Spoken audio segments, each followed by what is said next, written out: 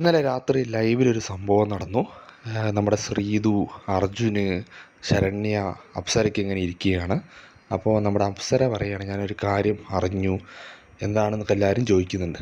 അപ്പോൾ അപ്സര പറയും, ഞാൻ കുളിച്ചുകൊണ്ടിരിക്കുമ്പോൾ ഞാൻ ബാത്റൂമുള്ള കാര്യം ഇവർക്കറിയില്ല. അതായത് രണ്ടാൾക്കാർ സംസാരിക്കുന്നത് ഞാൻ കേട്ടു.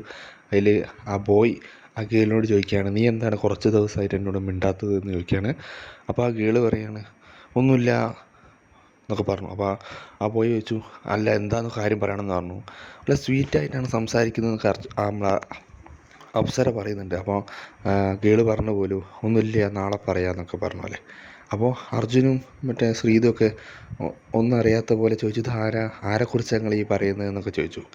അപ്പോൾ അപ്സര പറഞ്ഞു, ആരെക്കുറിച്ചാണ് പറയുന്നതെന്നൊക്കെ ഞങ്ങൾക്ക് മനസ്സിലാകുന്നുണ്ടെന്ന രീതിയിൽ പറഞ്ഞു.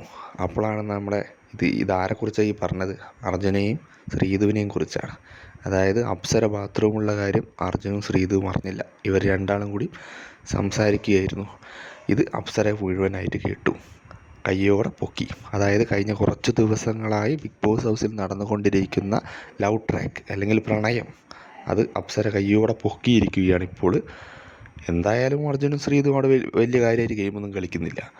അവർ ലവ് ട്രാക്കിനാണ് നോക്കിക്കൊണ്ടിരിക്കുന്നതെന്ന് കുറച്ച് ദിവസങ്ങളായി പ്രേക്ഷകർക്ക് മനസ്സിലായിട്ടുമുണ്ട്.